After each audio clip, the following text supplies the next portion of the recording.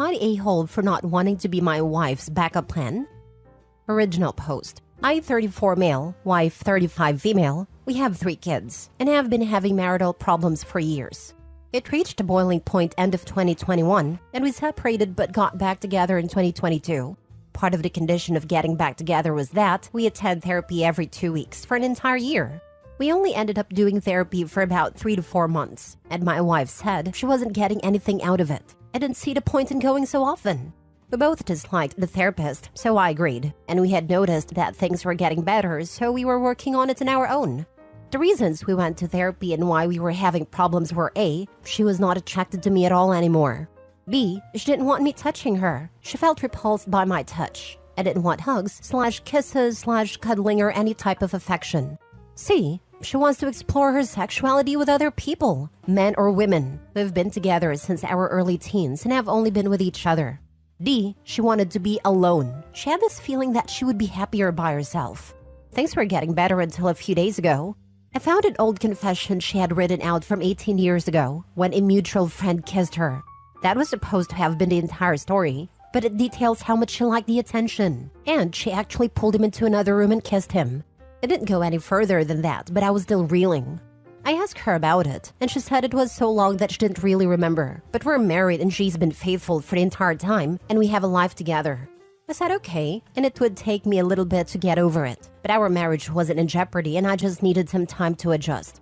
Friday night, she told me a mutual guy friend who she was talking to has some issues, said they weren't going to be talking anymore. She was using my wife as an emotional support crutch, and his therapist suggested he stop leaning on her so much. I didn't like how much they chatted, but never voiced this. I asked her if there was more to this, and she confessed that he's been saying I love you for a while, and on Monday made a joke about how he liked her behind. All she said was, "Dude, come on," and he apologized. But I was upset that she didn't shut that down or draw a boundary.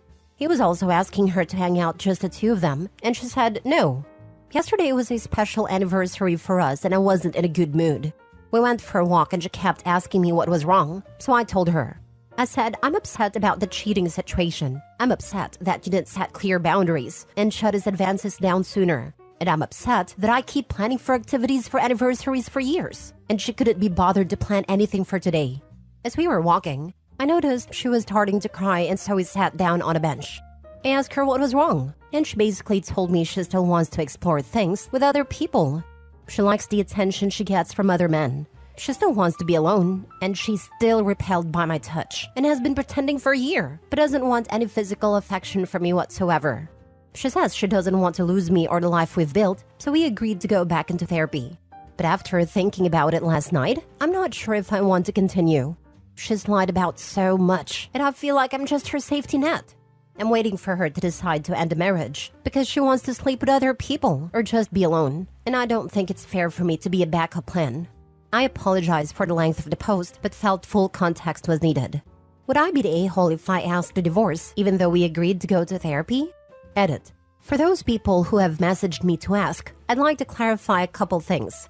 1. We both share responsibilities for the house. We both do dishes, laundry, cleaning, taking care of the kids, and don't have any problems communicating household tasks. I'm not some fat, negligent husband who sits on his butt and lets her watch the kids and cook and clean.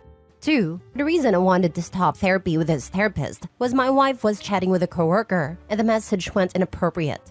I was fixing a backup phone that our kids used at work when I saw the messages pop up. I asked her about them and she gaslit me. She had already deleted them and told me they didn't exist. When I told her I saw them on the other phone, she apologized and confessed and stopped talking to the coworker.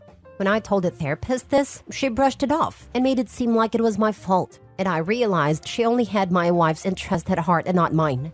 3. My wife has always had validation issues. She loses all common sense when someone else compliments her or gives her attention. I've tried for 20 years to be enough for her, but she finds other people's comments to be better. 4. Why am I still here? Despite everything, I absolutely love my wife with all of my heart. We have 3 children who I don't want to lose 50% of my time with, which will happen if we go shared custody. She is the most beautiful woman I've ever laid my eyes on, and she still makes me weak. 3 kids and 20 years later. I'm going to get a lot of insults of this, but this is the hardest decision of my life, and I don't want to live without her. I understand that for my own value and self-respect, I might have to, but it's incredibly hard. Now for the top comments before reading the update. Would not be the a-hole. You do deserve to be married to someone who isn't repulsed by you. I commend the attempt at therapy, but you're going to therapy to change your wife's mind about her attraction to you and desire for other men's affections. You went to therapy for 3 to 4 months, and your wife said she wasn't getting anything out of it because she doesn't want to change her mind. So what? You're going to sit around hoping she does? I'm not even sure that's an appropriate use for therapy. I'm sorry you're experiencing this. Not the a-hole, and I wish you all the best. Not the a-hole. I'd be out. She's a cake eater. I'm no one's backup or plan B. You don't deserve that either. I used to think that every relationship has a reacher and a settler, and you were always going to be one or the other. You just had to decide which you'd rather be. If you had asked me a few years ago, I would have been confident that that was just reality. Then I met my wife and was so happy to find out that I was wrong. I can't even express how good it feels when both people are wholeheartedly invested and attracted. I feel really bad for Opie because I don't think there is any way to fix this relationship. If Opie's wife is that far gone, I can't see how her feelings could reverse enough to make this work. Now for the update. Just wanted to update everyone who sent me messages, who were interested, and who offered advice. I read through over 1,000 posts over 2 days, and last night I had a conversation with my wife. I wrote it down on my phone and asked her to listen to it and not interrupt, and we can talk after. Start of the note. I don't know what you thought you were going to accomplish by telling me that you were repelled by my touch. You want to explore your options with other men and women and want to be alone. I think you thought if you were just being honest, it was right and okay. But it showed me just how little respect you have for me. I don't think you realize just how insulting and disrespectful everything you said is. You do not consider my feelings at all. You seek validation from other men and never set any proper boundaries until either I find out or a line has been crossed. I literally cannot remember a time in 20 years where you have said, "Stop, this is inappropriate, and I don't think it should go any further." You let a mutual friend tell you he loved you and liked your behind, and you weren't even the one to stop communication. He was. His therapist could tell the conversation was unhealthy. I could tell the conversation was unhealthy, but you couldn't. You either don't respect me enough to put my feelings ahead of your own need for validation, or you simply don't care. I can't fix this, and you don't seem to want to fix this. I have been there for you for 20 years. I have never wavered in my love for you, my affection, my devotion, but you can't say the same. You clearly think you're missing out on something, and think exploring that in the arms of another person will fill that hole inside of you, but it won't. All it will do is leave you completely and entirely alone. Our family will be gone, I will be gone, and you will have nothing at all because you think the grass might be greener on the other side.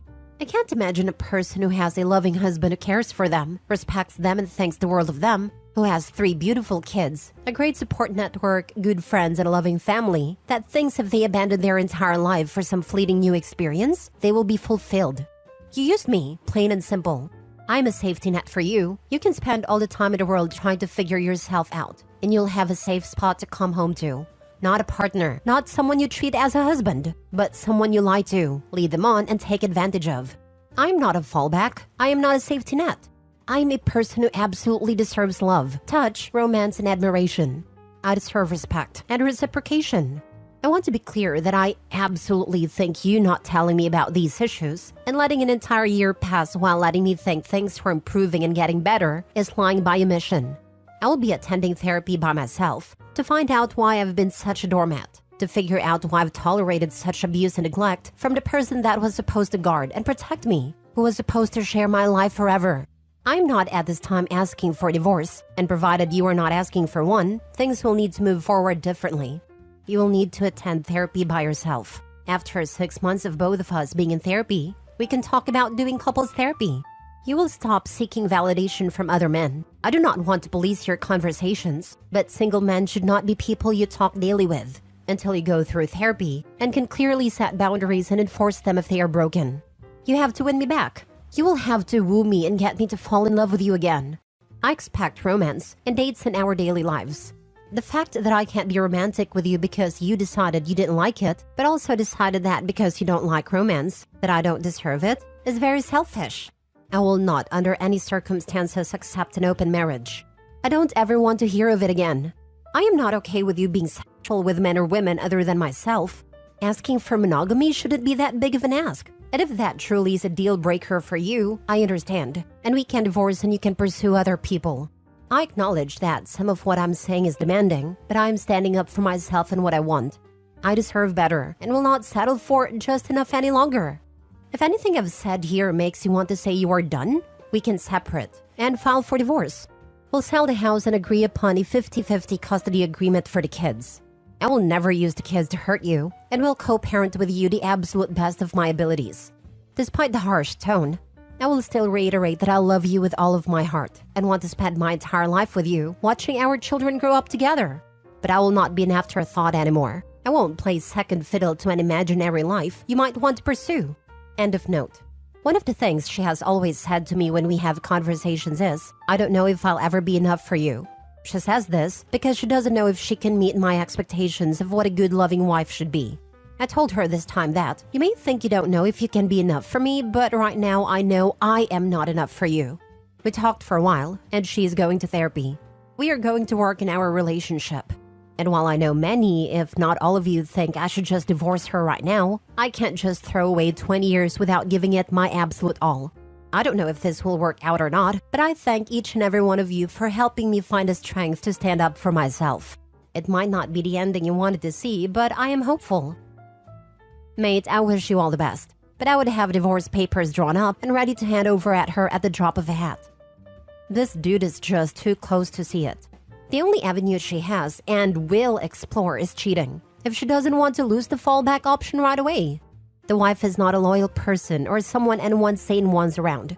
She has made it clear what she wants and how she feels about you. OP leaving has a greater chance of getting her to see that she's in the wrong and realize she does have feelings for him than his attempt to regain control over his situation. I mean, I stuck around when my husband cheated, but not because I sincerely thought he'd change. I just knew myself well enough to know I'd always worry I hadn't tried hard enough. So I opted for one last chance for my own sanity. I have no regrets. I found my backbone and left on my terms, and that was best for me. It may be the same for Opie. I hope so at least. Maybe we all deal with our situations differently, and that might be stepping stool way of dealing with it. Putting myself in his shoes, it feels like he is giving himself a false sense of control and might get blindsided. Last story.